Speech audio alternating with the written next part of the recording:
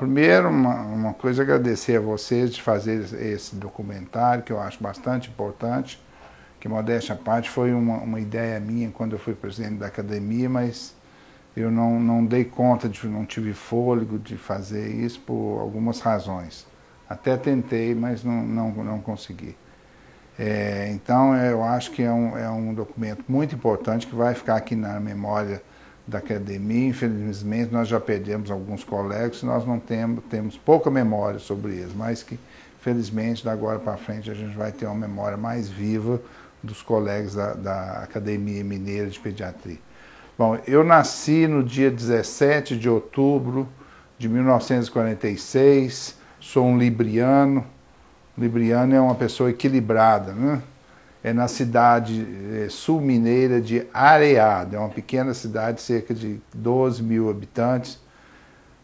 Eu sou filho de pequenos lavradores, Sabino Custódio de Oliveira, que era uma pessoa muito trabalhadora, muito humana e muito inteligente também, apesar de não ter estudado, não ser uma pessoa erudita, mas que tinha muita perspicácia da vida, sabedoria da vida, e que conseguiu criar seus 5 filhos lá no meio do mato, vamos dizer assim, e formá-los todos, dar uma educação digna para eles.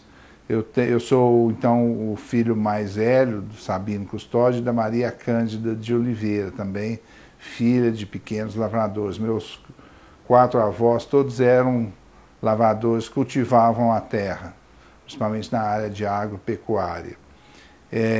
Tive 5 irmãos, eu sou o mais velho, logo abaixo de mim tive uma irmã, Maria Regina, que é bioquímica farmacêutica, depois o Arísio Custódio de Oliveira, o terceiro, que faleceu recentemente, ele era médico ortopedista na cidade de Alfenas, onde gozava de grande prestígio. A perda dele foi muito sentida pela comunidade de Alfenas, que ele atendia as pessoas da região com muito carinho e com muita dedicação e com muito respeito. E atualmente eles estão tendo uma penúria lá no atendimento ortopédico. Vários colegas de lá têm me relatado isso.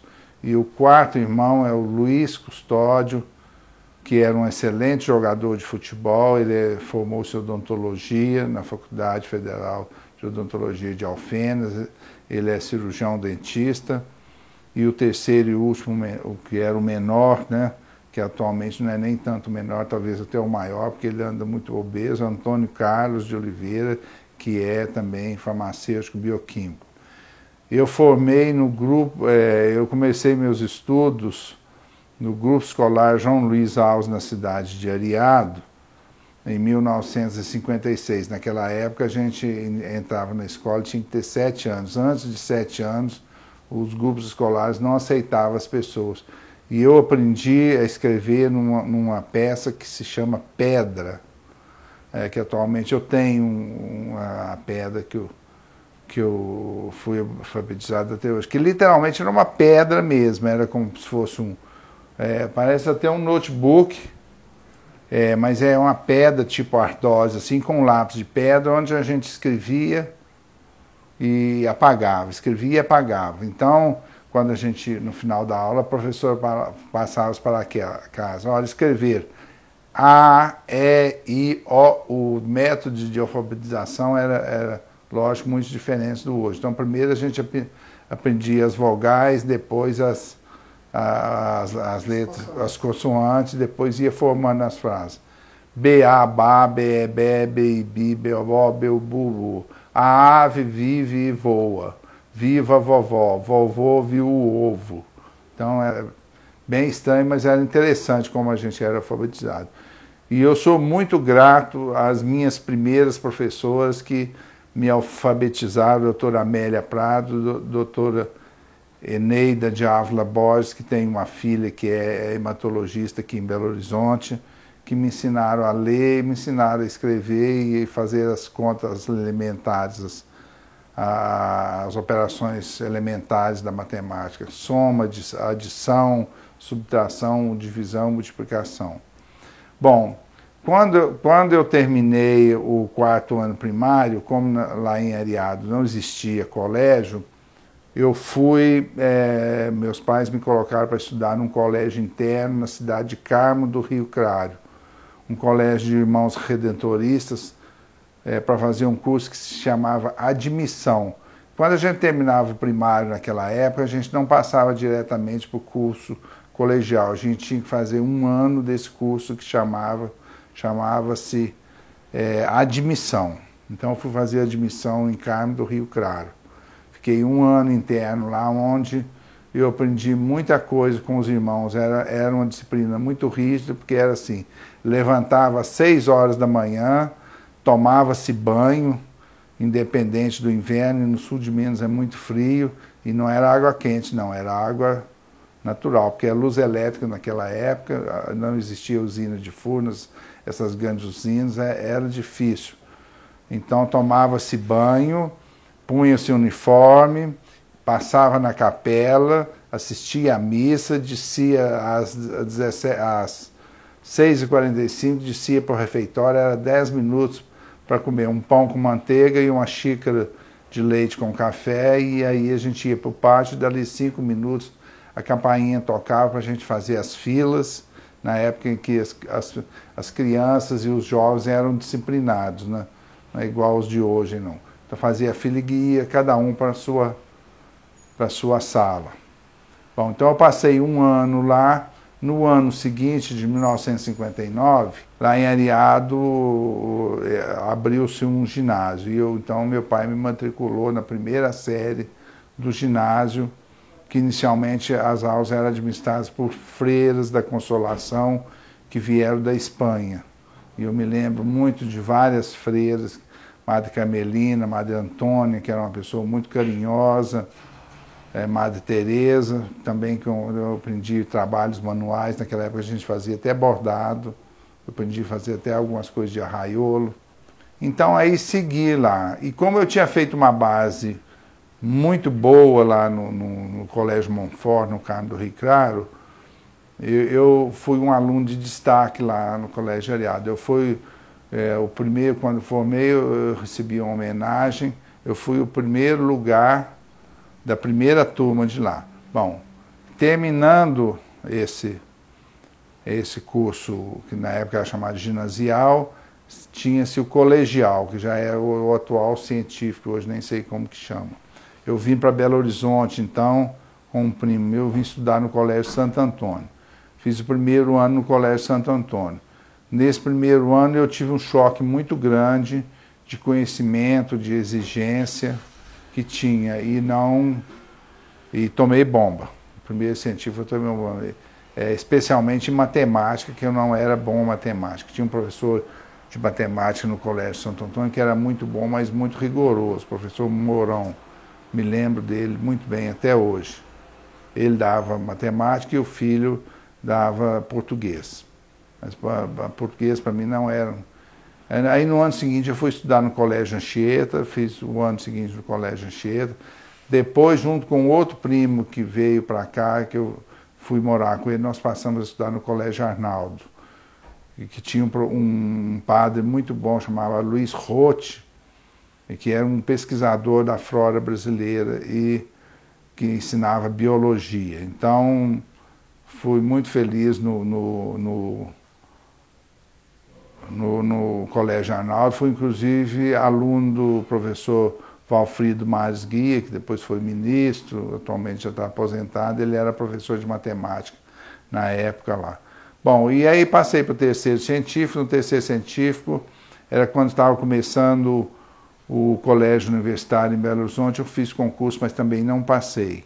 Aí fui estudar no colégio Afonso Celso, que era um colégio na época que era chamado PP. Aqui tinha uns colégios que eram os PPs. Pagou, passou, exatamente.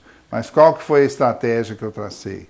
Que depois veio se revelar que foi sucesso. Eu falei com meu pai, não, eu vou passar um colégio muito ruim, porque aí até no final do ano eu já passei lá, que eu era estudioso, e vou fazer o cursinho junto, que eu dou conta de fazer os dois. e foi essa estratégia que deu certo. Fui fazer o curso de CB2, de pré-vestibular, e no Afonso Celso. E aconteceu isso mesmo. No mês de agosto, eu já tinha nota suficiente para ser aprovado no terceiro científico, e aí eu caprichei no cursinho, na biologia, na química, na física. Eram duas físicas, química orgânica e inorgânica. E biologia era zoologia, botânica e estudo das células, histologia. Bom, fiz o vestibular para a Escola Federal, não passei, tomei bomba em física. Bom, aí restava a Faculdade de Ciências Médicas. Aí fui fazer um pouco desanimado, deprimido, conversei muito com meu pai, ele me animou muito. Eu fui fazer então um vestibular para as Ciências Médicas. Eram 1.110 candidatos, eu fiz, passei em 4º lugar. E aí eu fiz o curso na Faculdade de Ciências Médicas, onde eu fiz um bom curso, tive ótimos professores que são meus amigos até hoje, que me ajudam até hoje, a destacar o professor Navantino Alves, que atualmente é meu colega na Academia Mineira e da Brasileira de Pediatria, e depois fui fazer residência na Fundação Benjamin Guimarães e na Baleia. E lá também eu tive grandes assistentes, Dr. Hugo Marques Gontijo, Dr. Enio Leão, Dr. Márcio Lara Rezende, todos eles ex-presidentes da Sociedade Mineira de Pediatria. O Dr. Enio Leão, quando a gente terminou a residência, ele me convidou se eu não queria ser professor na Universidade Federal de Minas Gerais, que o Departamento de Pediatria estava tendo um aumento do seu corpo docente. E aí eu fiquei até um pouco incrédulo, falei, doutor Enio, eu acho que eu não tenho condição, não tenho competência. Eu falei, não, você foi chefe de residência aqui, você é estudioso, nas suas apresentações aqui, você mostrou essas qualidades, você tem sim, pode ir que a gente vai te ajudar lá. Então, assim, eu passei a ser, a convite do Dr. Enio, professor da Universidade Federal de Minas Gerais, Departamento de Pediatria, onde eu fui muito feliz, fiz muitas amizades, aprendi muito, evoluí muito na minha carreira de médico, assistente. Então, em 1975 eu casei com a senhora Valdete Terezinha dos Santos, que é professora de geografia, que é minha esposa até hoje, e ela me deu 3 filhos maravilhosos. Marco Aurélio Santos Oliveira, que é o nosso primeiro filho, que é médico, pediatra, intensivista, trabalha comigo, é uma pessoa também muito afetuosa, muito educada, muito carinhosa, que eu tenho orgulho dele. O segundo é o Gustavo Santos Oliveira, que essa semana vai me dar uma grande alegria, que a esposa dele está grávida e deve me dar a minha primeira netinha, deve nascer essa semana. Ele é administrador de empresa. E o terceiro também, o Ricardo Sabino Santos Oliveira, fez medicina veterinária, como ele gosta de falar, que ele é médico veterinário, que toma conta de algumas terras que eu tenho no sul de Minas, muito trabalhador, muito afetivo, muito amigo também e carinhoso comigo. Então, eu me considero que eu tive uma vida muito feliz, sou muito grato, eu rezo todos os dias pela graça de Deus de ter me dado as pessoas que me colocaram no meu caminho, no meu convívio, inclusive vocês. Depois de muitos anos, fui presidente da Sociedade Mineira de Pediatria, conheci vocês, todo o pessoal que trabalha comigo. Então, eu tenho uma graça, sou muito grato das pessoas que eu conheci na vida. Eu não sei se pelo fato de eu ser uma pessoa muito boa, muito carinhosa, respeitosa, isso atrai, eu acredito que sim. Porque eu me considero que eu tenho um grupo de pessoas, amigas, que trabalham comigo, muito excelente mesmo, assim. Eu me considero uma pessoa muito feliz, felicíssimo.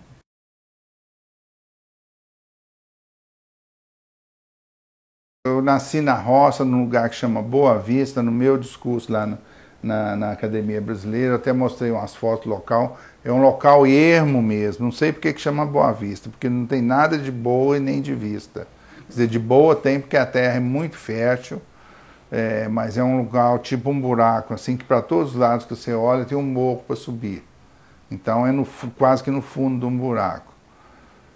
Então, assim, meus pais são semi-analfabetos. Eu lembro do meu pai assinar cheque, ele não sabia escrever, ele desenhava as letras, porque ele não tinha escrita corrente. Ele sabia desenhar o nome dele, sabia no custódio. Minha mãe da mesma maneira. Então é o seguinte, eu conversava, e no sexto ano de vida, nós mudamos para a cidade lá, né, da roça para a cidade, para mim ser alfabetizado, eu e minha irmã, que eram os dois mais velhos. E sempre à noite eu ficava conversando com minha mãe, fazendo os deveres lá, os EABA lá, e ela falando assim, uma pessoa de pouca cultura, de pouco conhecimento, ela sempre falava o que eu queria ser, né? Aí ela falava, não, você pode ser boiadeiro, aí nós vamos arranjar um cavalo bonito para você, o seu umbigo foi enterrado lá na porteira para você ter muito dinheiro, porque isso era o costume, o hábito e a crença que existia lá que no interior tem todas essas crendices, né? Eu falava, não, mas eu acho que eu não quero ser isso não, eu acho que eu vou ser padre. Eu tinha um primo mais velho do que eu, que foi ser padre, eu acho que eu quero ser padre. Aí durante algum tempo eu curti essa de ser padre, mas depois de um certo tempo, eu não sei porquê, acho que eu comecei a estudar ciências e aí eu comecei a entusiasmar pelas ciências, pela vida dos animais e tal, e eu tenho um tio que é médico, porque ele já faleceu. Comecei a ter algum contato com ele e isso me contagiou. A partir de um determinado momento, surgiu essa ideia de ser médico, né? Aí quando eu vim para Belo Horizonte, eu já vim mais ou menos direcionado, assim, com a ideia de ser médico, né? Apesar de depois eu levei alguns sustos das barreiras que tinha até a gente chegar na faculdade, metindo os vestibulares, as dificuldades, mas a gente conseguiu vencer isso tudo aí. Tem muitas histórias pequenas, eu podia contar aqui até amanhã. Mas então, agora da pediatria, surgiu, assim, logo nos primeiros anos da faculdade, a partir do segundo, terceiro ano, quando a gente começa a entrar na vida profissional, ter contato com o hospital. E eu, ali nas Ciências Médicas, muito pertinho do Sálvio Nunes, né, que era um hospital, o atual João Paulo II. E eu começava a ir lá e frequentar lá, e depois fui acadêmico lá, fiz concurso lá, passei, eu fui acadêmico lá, encontrei umas pessoas que me ajudaram, influenciaram muito. Dr. Edvar Tonelli, que é colega da academia aqui também, Dr. Benigno Rocha, que era um professor da UFMG, e com essas pessoas eu comecei a tomar jeito pela pediatria e tudo. Quando eu fiz a residência, então quando aí terminei o curso médico, fui fazer a residência lá na Baleia.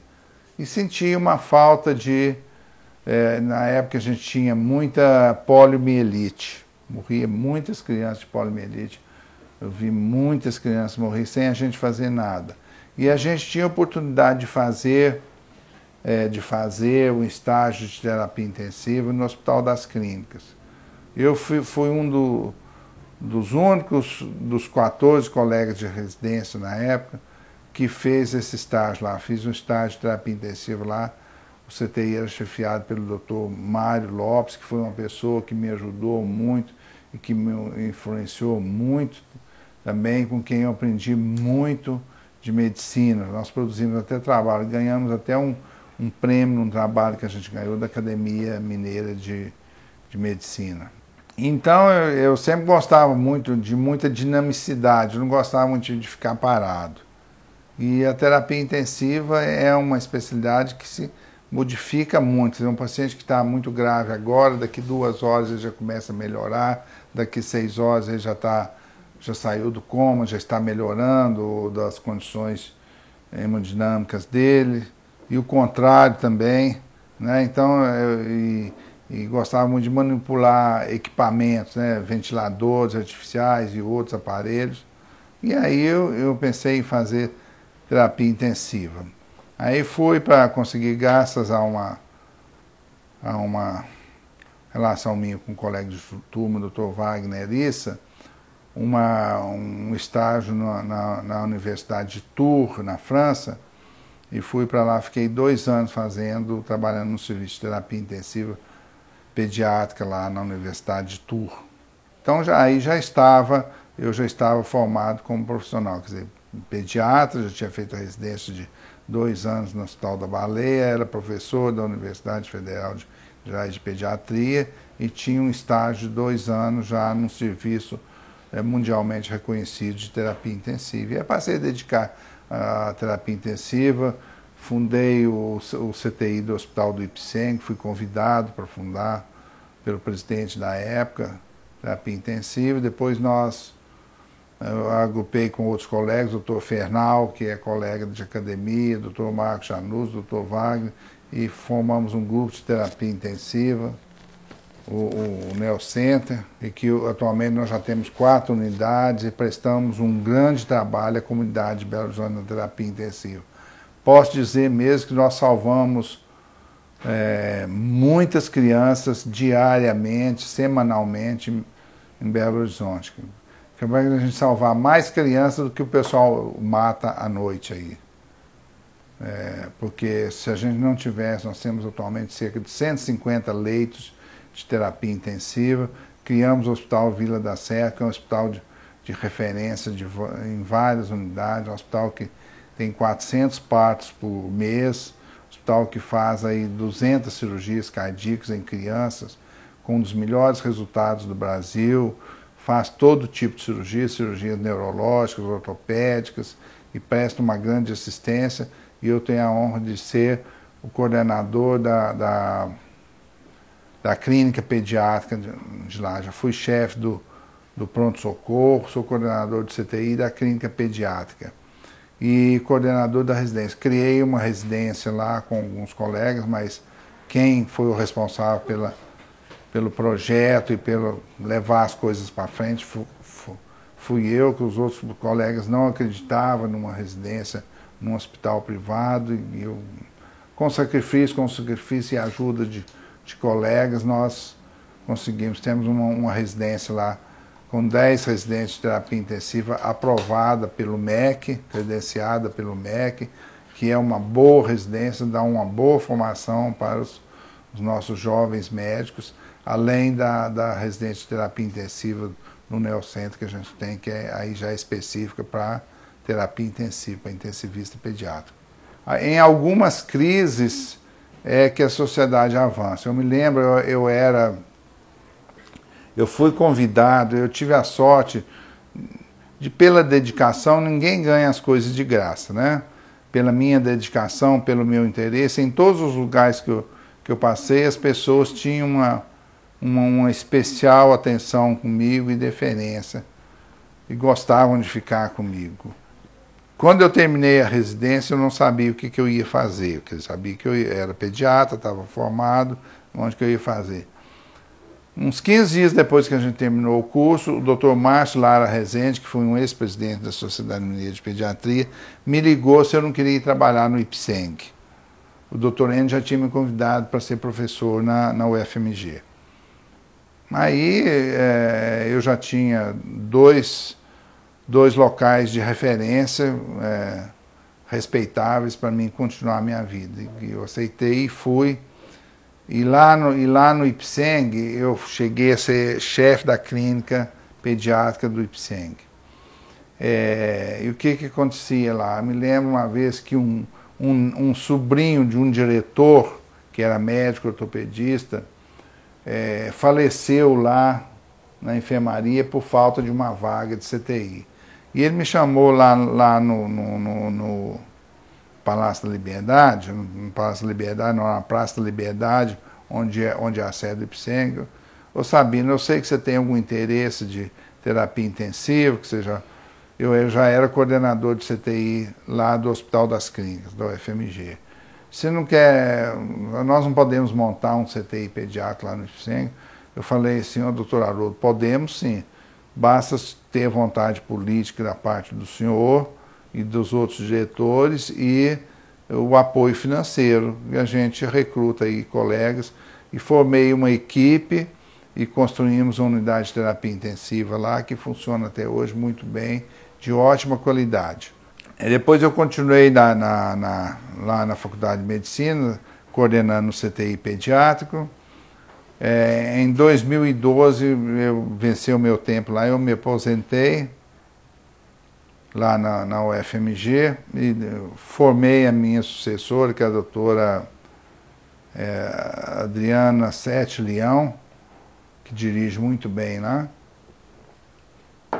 Eu já estava ficando ultrapassado lá, eu reconheci isso e a doutora Adriana está conduzindo lá muito bem, atualizando, da mesma maneira que o doutor Reinaldo fez lá no IPSENG. E aí parti com esse grupo novo do Neocenter, para a gente, vamos fazer a unidade de terapia intensiva aqui em Belo Horizonte, privada, construímos uma lá na maternidade Otaviano Neves, depois no São Camilo, Hospital São Camilo, que hoje é da Unimed, depois na maternidade Santa Fé, e depois construímos o Vila da Serra. O fato é que nós temos cerca de 150 leitos de terapia intensiva neonatal e pediátrica em Belo Horizonte. Se não houvesse esses leitos independentes e depois no Felício Roxo também, agrupamos o Fernal também, que estava um pouco isolado, sozinho lá, então fizemos um grupo. Quer dizer, a gente fez aquilo que as pessoas inteligentes, modéstia à parte, devem fazer, juntar as forças, que unidos a gente é mais forte do que separado. Então hoje nós temos 30 leitos de terapia intensiva no Felício Roxo, temos 40 no Vila da Serra, temos 35 no Otaviano Neves, temos 20 no São Camilo e 15 no Santa Fé. E só não temos mais 40 no Hospital Santo Ivo, que em breve deve ter, por questões políticas aí da prefeitura não liberar para a gente um alvará para a gente modificar a planta do antigo Hospital Santo Ivo, que é o hospital da OAB, que era um hospital geral, e nós vamos transformá-lo em maternidade com unidade de terapia intensiva de 20 leitos. Então eu vejo a terapia intensiva hoje com muito avançado, com a tecnologia muito avançada mesmo. Hoje nós podemos controlar as funções vitais de praticamente todas as funções vitais de criança e além da gente construir essas unidades, o grupo todo, conseguimos um grupo muito unido, com os mesmos ideais, formamos pessoas que nós mesmos formamos os nossos médicos. Os médicos que dão plantão nessas unidades que eu falei são ex-residentes nossos, inclusive o meu filho, que eu já falei que é médico, ele fez residência fora daqui, depois voltou, fez residência de terapia intensiva, já fez curso nos Estados Unidos e trabalha com a gente. E a gente tem um grupo muito bom, que trabalha muito e a gente presta um grande serviço para a sociedade de Belo Horizonte, posso dizer até de Minas Gerais, que hoje mesmo eu examinei uma criança de manhã que veio de Eunápolis, lá no sul da Bahia, que vem trabalhar com a gente. A gente tem resultados iguais do exterior, porque nós temos como filosofia assistência de melhor qualidade, não a coisa pecuniária, a finalidade pecuniária. Naturalmente que há necessidade da gente, até para financiar os custos dessas unidades, mas nós somos obsessivos pela qualidade. Então o equipamento para nós não tem preço, é o melhor. Porque a gente tem também como pensamento, não só na assistência médica, como na vida, que o melhor é o mais barato. Você compra um carro ruim, dali 3 meses ele não está funcionando, você tem que comprar outro, ou vai para a oficina. Qualquer objeto é assim. Então nós usamos, nossos equipamentos são caros, mas é o melhor equipamento que tem no mercado, vamos dizer que assim, quase que mensalmente tem alguém da equipe nossa que está no exterior fazendo algum aperfeiçoamento. Nesse momento Mesmo tem 3 colegas nossos que estão em Lisboa, num Congresso Mundial de Terapia Intensiva. Há 15 dias atrás tinham 2 em Buenos Aires também, num Congresso de Terapia Intensiva.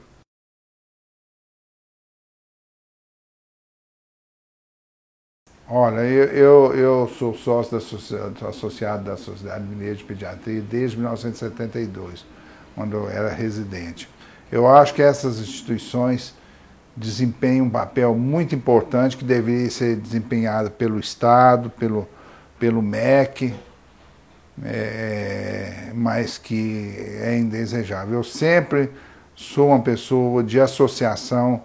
Quando eu terminei a residência, eu montei um consultório, uma clínica de consultório pediátrico, com mais 5 colegas, que teve um sucesso muito grande, chamava Clínica da Criança. Atualmente ela já foi fechada porque os donos foram ficando velhos e foram não querendo trabalhar. Bom, mas então eu acho que a sociedade desempenha um papel muito importante, educativo, instrutivo na formação de novos médicos, na atualização, principalmente através dos seus congressos, das suas jornadas, dos seus encontros científicos, né? Assim, coisa que deveria ser feita pelas faculdades de medicina, ou pelo MEC, ou pelas instituições públicas que é falha nisso. E tive a honra de pertencer a várias diretorias da Sociedade Mineira de Pediatria, de ser inclusive seu presidente por um período. A mesma coisa da brasileira, não cheguei a ser presidente, mas ocupei cargos importantes lá como diretor científico. Então, assim, o que a sociedade brasileira ajuda no Brasil todo, esse Brasil imenso nosso, na formação, na atualização de colegas aí para o norte, nordeste, para o sul, na promoção de jornadas, de cursos, de mesmo conseguindo apoios logísticos e contatos com entidades do exterior para enviar médicos brasileiros para universidades e hospitais do exterior, para que tragam conhecimento para os nossos médicos, é uma grandeza muito grande. Então, eu acho que a Sociedade Mineira de Pediatria desempenha um papel muito importante na formação do pediatra brasileiro. Porque quando a gente vai para o exterior, não é só o que a gente aprende técnica, não. Porque o técnico, o conhecimento que você aprende, você pode assinar uma revista, um livro exterior, você aprende, mas você aprende a filosofia de viver, o modo de vida, como encarar a vida, como encarar a profissão, a compreensão sua diante do paciente, te dá uma maneira de ver da profissão e até da vida mesmo, assim, a vida normal, como que as pessoas de outras culturas mais avançadas, enxergam o viver, a vida, né?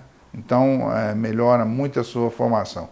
A Academia Mineira de Pediatria, eu tive a honra e a surpresa quando eu fiquei sabendo, quando o professor Novantino me disse que eu fui escolhido, eu até chorei de emoção, porque eu acho que aquilo que eu falei, eu sempre acho que eu não tenho capacidade de culpar algumas coisas, que as pessoas são muito bondosas comigo e me dão as coisas. Então, assim, fui presidente, fiz o que eu pude fazer, ajudei, promovemos nossos fóruns, continuamos promovendo, continuo ajudando, sempre venho nas assembleias.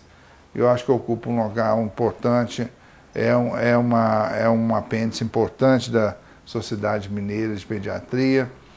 Olha, uma das coisas boas da vida é a gente conversar com pessoas mais velhas do que a gente. Vocês que são jovens aí, quando vocês tiverem um velho, senta com ele e pede para ele contar a vida para vocês. Vocês vão ver como é que coisas interessantes que acontecem na vida. Cada um de nós, você pega uma faxineira e senta com ela e vai para ela contar a vida, como é que foi. Outro dia eu estava lá conversando com uma mãe, vi uma mãe fazendo um bordado lá com o netinho internado. A mãe é de Perdões. Eu falei, só gosta de bordar? Eu falei, gosto. Ela falou, gosto. Eu falei, De onde que a senhora é? De Perdões. Como é que a senhora ensinou? E ela estava fazendo uma toalha bonita. Ah, eu sei bordar crochê, sei bordar não sei o ponto em cruz, não sei o que, não sei essas coisas. Mas, não, foi minha avó que me ensinou. Foi quando que a senhora começou a aprender? Ah, quando a gente ficava sentado em casa, não tinha nada que fazer. Meu pai e meu marido iam para a roça, a gente ficava sentado lá, fazer almoço para eles, comida, e minha avó ficava lá, vem cá, minha filha. Me obrigava a ficar aprendendo, eu às vezes não gostava, e agora eu estou aqui ensinando a minha netinha aqui. Então, as pessoas mais velhas, elas têm história de vida assim, que são maravilhosas. Cada um de nós temos a nossa história. Tem até uma música do Tocando a Vida, do Geraldo Vandré, que fala isso. Cada um tem a sua história, né?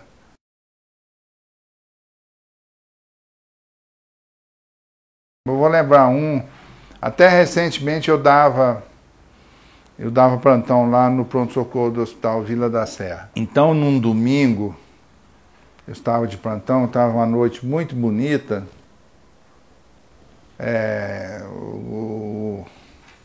A unidade estava até vazia, tinha poucas pessoas para atender, porque normalmente nesses pronto-socorro pediatricamente você espera 2, 3 horas, né? E chegou um pai relativamente jovem para mim, porque a gente acha que jovem é todo mundo que é mais novo do que a gente, e velho é que é mais velho do que a gente, né? Então eu já estou achando que todo mundo é jovem, porque eu já estou com 70 anos, então tem poucas velhas, todas as pessoas que são velhas para mim. Chegou com uma blusa Lacoste muito bonita, um rapazinho de 13 anos também, bem vestido, com uma camisa Lacoste, calça jeans toda transada, né? E aí, boa noite, pode sentar, né? Pedi para que eles assentassem. Falei, e aí, rapaz, o que aconteceu com você? Ah, doutor, tem uns 15 dias que começou a aparecer um negócio na minha mão que está descascando e agora está passando para os pés. Gente, o que será que é isso aqui? Deixa eu ver. Eu falei, olha, você faz barra de ginástica de barra? Que podia ser alguma coisa que estivesse machucando, arranhando. Não, não faz nem ginástica, não, nem ginástica. Você escreve muito no quadro com giz, porque o X podia... Tá, não. Você usa alguma coisa na mão, passa alguma coisa para fixar, para pegar? Não, tem nada não. Aí eu falei, então você pode subir ali na mesa, tira sua blusa, vamos examinar. Aí eu fui lá, examinei os pés, examinei vestindo alguma parte do corpo, não tinha, só nos pés e nas mãos. Aí consegui achar um diagnóstico lá, uma coisa que chama desidrose. Eu falei, deixa eu te falar o que é isso aí, Rafael. Isso aí é uma coisa simples, você não precisa se preocupar não, mas eu vou fazer você o seguinte, eu vou indicar um dermatologista para você olhar, porque vai ser melhor para você, não vai eu receitar uma pomada. Ah, eu já fui num dermatologista, falei, e agora eu me ferrei. Aí eu tentei saber qual dermatologista que era, para mim ter algum contato, eles não conseguiram, eu acho que não tinha ido nada. Falei, que tipo de remédio que ele receitou? O pai, um comprimido para tomar na boca. Aí tentei, meticortem? Não sei não. E ele não deu alguma coisa para passar? Não deu nada para passar, não. Aí eu falei, ele era dermatologista de jovem, de adolescente, porque adolescente não gosta de chamar de criança, né? Eles detestam. Eles acham que já são grandes. Ah, não era não, dermatologista geral.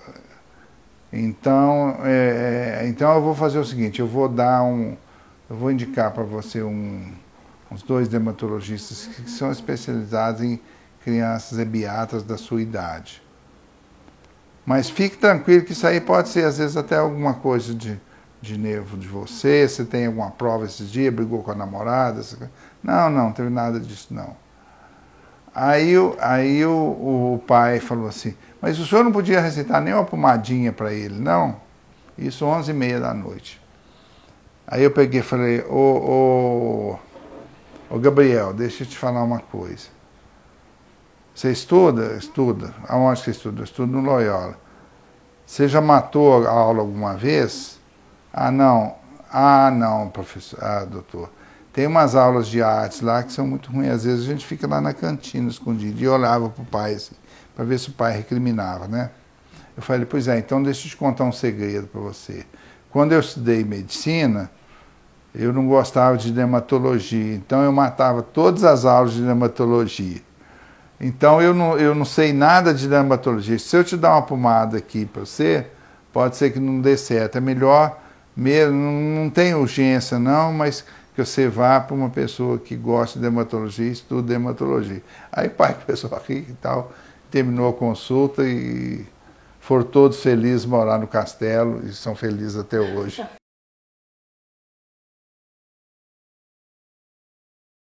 Os jovens hoje eles querem conforto. Eu sei que eu tenho 3 jovens em casa. Conforto e vida boa, gente. A vida de médico não é boa. Pode ter algum conforto se a gente conseguir organizar ela. Então se organize. Primeiro, eu, por exemplo, eu não estudo aos domingos. Os meus domingos são dedicados às leituras que eu gosto de fazer, e meus finais de noite também. Então eu leio cerca de 3 livros por mês. Tá certo? Lógico que não são 3 livros de 1000 páginas, mas para passar em página eu leio cerca de 500 páginas por mês. Tá certo? Porque agora, por exemplo, eu estou lendo o Pêndulo de Foucault, são 700 páginas, já tem 2 semanas que eu estou nele lá. E eu nunca leio um livro de cada vez. Eu sempre leio 2 ou 3 livros de cada vez. Eu leio um livro de história, um livro de história da alimentação, culinária, vinhos, café, bebida, e leio um outro livro de crônicas. Então eu gosto muito do Mário Sérgio Cortella. E eu tenho ao lado da minha poltrona preferida uma pilha de livros desse tamanho, que está para mim ler, que eu quero lê-los antes de morrer. Atualmente eu estou lendo o Poema Sujo, estou quase terminando de ler o Poema Sujo, do Ferreira Goulart, que eu acho que é um dos livros mais de poesia, mas é uma poesia concreta, né? Que é uma das coisas mais maravilhosas que eu já li de livro. Eu estou lendo um do Mário Sérgio Cortella, que chama Qual a Sua Obra? E estou lendo o do Foucault, que é o Pêndulo de Foucault, que é do Humberto Eco. Então tem dia que eu chego lá que eu quero ler uma coisa mais amena, então eu vou ler lá o Ferreira Goulart, Poema Sujo. Outro dia que eu já estou com a cabeça mais livre, então eu pego lá o Pêndulo de Foucault, que é uma coisa mais pesada. Então sempre. Então para o pediatra, olha, programe a sua vida, suas atividades, para você não ter só que estudar e fazer coisas que você gosta. Eu gosto de colecionar também. Então eu coleciono sinos, eu tenho cerca de 1000 sinos em casa, 1000 e pouco, então, e orquídeas. Então isso também me tira um pouco da medicina, que às vezes é frustrante, é cansativa, porque nem sempre a gente consegue tratar todos os nossos pacientes, então a gente tem frustração porque é pesada, mas as doenças são muito pesadas. Uma criança com leucemia, por exemplo, infiltrada pelo corpo todo, é uma coisa terrível, porque você vê aquela criança bonita e você sabe que dali a um mês ou 2 meses ela vai morrer. Você não consegue fazer muita coisa a não ser aliviar algum sofrimento, mas influenciar na vida dela. Recentemente mesmo eu perdi um sobrinho de 44 anos com câncer de pâncreas, que foi terrível, principalmente para a família mais próxima dele, o pai e a mãe, que é médico. Então, assim, aos jovens pediatras, dediquem à pediatria, estudem, respeite os seus pacientes, as suas mães, dialoguem com ele. Olha, o único animal que recebeu a capacidade de comunicação oral é o homem. Então nós temos que utilizar essa capacidade para nos relacionar com os nossos pacientes, com os nossos semelhantes. Isso ajuda muito. Então não abandone, sejam pacientes, sejam afetuosos, sejam delicados com seus pacientes que estão sofrendo. Por mais, às vezes eu vejo um colega falando assim, ah não, mas o paciente me chegou, você acredita que telefonou para mim 2 horas da madrugada, me acordou, eu falei para ele que ele devia sair naquela hora e ir na farmácia comprar um antibiótico, um remédio qualquer lá. Não façam isso, porque ele está sofrendo muito. Se foi ruim, desconfortável para você acordar às 2 horas da madrugada, imagina ele que está com um filho com febre alta em casa, e ele preocupado, não sabe o que é. Para nós pode ser uma febrezinha, não tem problema, mas para ele é uma coisa muito importante, tanto que ele deve ter pensado muito antes de ligar para você ou de trazer ele para você ver se você está de plantão, porque ele saiu lá de Venda Nova e veio aqui no centro da cidade procurar um médico, é porque aquilo devia estar preocupando muito essa mãe ou esse casal. Então respeite essa dor, essa aflição, seja carinhoso com ele, que isso às vezes vai ser mais importante do que a receita que você vai fazer, porque a receita a gente escreve, é a coisa mais fácil que tem, a gente fazer uma receita. Então estudem bem, sejam humanos, não estudem só medicina ou pediatria ou sua especialidade, estude um pouco de filosofia, de sociologia. Eu estava falando dos livros, atualmente estou lendo um outro livro que eu comecei ontem, que chama O Ensino Holístico da Medicina. Quer dizer, a medicina não é só a pediatria, não é só a cardiologia, é um todo. Porque o ser humano não é um coração que sai batendo por aí e pulando, nem um esqueleto que sai correndo pulando. É um ser humano com alma, com espírito, com sentimento, e que a gente precisa entender tudo nessa dimensão, na dimensão material e na dimensão humana e espiritual. Muito obrigado.